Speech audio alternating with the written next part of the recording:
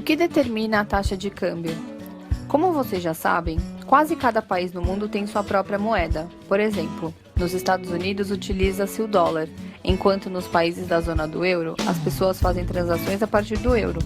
Já na Índia, a rupia indiana, na China, o renminbi, na África do Sul, utilizam o rand e na Argentina, o peso argentino.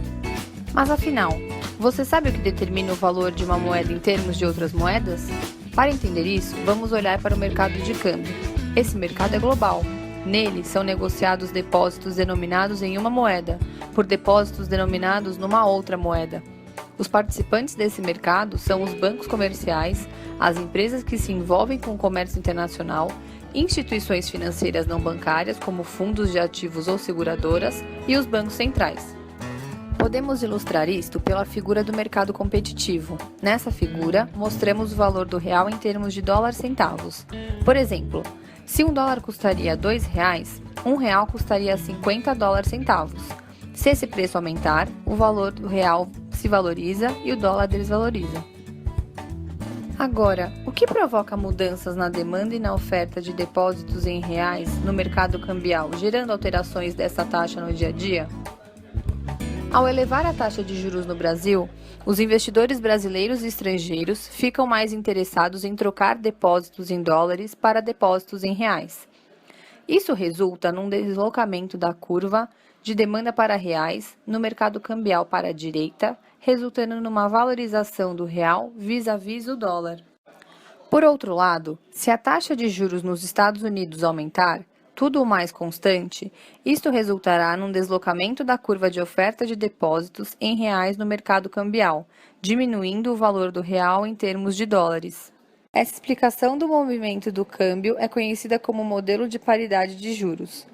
Haverá paridade de juros quando os depósitos em todas as moedas oferecerem a mesma taxa de retorno esperada, medida em uma moeda única. O retorno esperado sobre ativos em reais é igual ao retorno esperado sobre ativos em dólares, medidos em termos reais. Pensando sobre a taxa de câmbio como uma simples taxa de conversão de preços dos produtos expressos na moeda de um país, em preços dos mesmos produtos expressos na moeda de um outro país, podemos escrever: a taxa de câmbio, de acordo com a equação, seria taxa de câmbio nominal é igual ao nível de preços do país doméstico sobre o nível de preços de outro país. Se aplicamos esta equação literalmente ao mesmo produto, por exemplo, um iPhone, a equação diz que a taxa de câmbio do real versus o dólar seria simplesmente o preço do iPhone em reais no Brasil, dividido pelo preço do iPhone em dólares nos Estados Unidos. Sabemos que isto não é verdade no mundo real. Esta equação, às vezes chamada a lei do preço único, parte de algumas premissas que no mundo real são violadas. Para a lei ser válida, não pode haver custo de transporte para transportar o produto de um país para o outro, nem tarifas de importação ou outras barreiras de entrada. O mercado no qual o produto é comercializado deveria ser tão competitivo aqui como no exterior.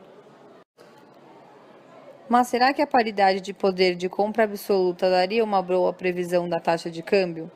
Para responder esta pergunta, podemos plotar dados de taxa de câmbio do real com o dólar e a razão do IPCA, o índice de preços no Brasil, com o CPI, o índice de preços nos Estados Unidos. Se a paridade de poder de compra absoluta for válida, a linha vermelha dos dados da taxa de câmbio ao longo do tempo deveria ficar exatamente em cima da linha azul, da razão P sobre P estrela. Porém, não podemos confirmar isso. De 1994 até 1998, a taxa de câmbio ficou abaixo da linha de razão entre os níveis de preço, sinalizando que o real era sobrevalorizado. Mas, de 1999 até 2003, o real depreciou muito mais do que é justificado pelo aumento da razão do índice de preços no Brasil com o índice de preços nos Estados Unidos. Em seguida, esse padrão é invertido e o real valoriza-se, voltando para o nível de preços, P sobre P estrela. Para explicar a diferença entre a taxa de câmbio nominal e a razão entre o nível de preços entre países, economistas introduziram a ideia de que pode haver também ganhos de competitividade e perdas de competitividade que são capturados pela chamada taxa de câmbio real E. Esta equação admite que a paridade de poder de compra nem sempre é válida. porque pode ser que a taxa de câmbio nominal aumente mais do que o nível geral dos preços, quando o país ganha competitividade internacional e, portanto, sua taxa de câmbio real aumenta. Se a inflação é muito alta num país, o diferencial de inflação chega a ser muito perto à desvalorização da moeda nesse país. Ou seja, em tempos de altíssima inflação, a taxa de depreciação da moeda local e a taxa de inflação do país são praticamente iguais. Temos então visto que diferenças nas taxas de juros e nas taxas de inflação são importantes para entender as flutuações cambiais. As diferenças nas taxas de juros dão uma explicação razoável no curto prazo, quando preços ainda não alteram, enquanto as diferenças entre taxas de inflação dão uma explicação melhor da direção do valor da moeda doméstica no longo prazo, isto é, da tendência da desvalorização. Dado que preços mudam no longo prazo por causa das expansões de oferta de moeda, podemos também conectar a depreciação do real no longo prazo à diferença entre a taxa de crescimento da moeda em circulação no Brasil vis-à-vis a taxa de crescimento da moeda em circulação nos Estados Unidos. Mas esses três modelos não são capazes de explicar por que a taxa de câmbio é tão volátil. Uma ideia desenvolvida pelo economista Rudiger Dornbusch dá uma possível explicação para isto. Ele mostrou que se o Banco Central aumenta a moeda em circulação, provocando uma queda da taxa de juros e uma desvalorização do real, a taxa de câmbio poderia inicialmente ultrapassar o valor com o qual o real irá depreciar. A lógica é a seguinte: se o Banco Central aumenta MS, a taxa de juros cai. No mercado cambial, o retorno sobre depósitos em reais cai também, provocando um aumento da oferta de depósitos em reais de investidores que procuram um retorno maior para seus investimentos e querem se livrar de depósitos em reais. Isto provoca imediatamente uma depreciação do real. Mas, se os investidores acreditam que esta política monetária é permanente, eles também mudam suas expectativas referentes à taxa de câmbio no futuro, isto é, SE. Isto provoca hoje uma depreciação ainda mais forte no real. Com o tempo, o efeito da expansão monetária na taxa de juros no mercado doméstico de moeda desaparece, porque o nível geral dos preços começa a aumentar. O aumento da taxa de juros resulta no mercado cambial novamente numa depreciação do real.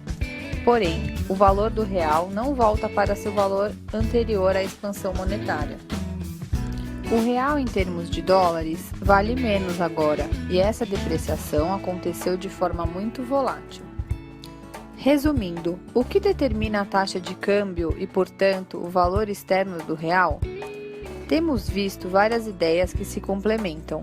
É importante ficar de olho nas diferenças entre taxas de juros, entre taxas de inflação e as taxas de crescimento da moeda em circulação. Mesmo com todas essas explicações, é difícil, se não impossível, prever a taxa de câmbio. A melhor previsão para amanhã é a taxa que prevalece hoje. Created using Powtoon.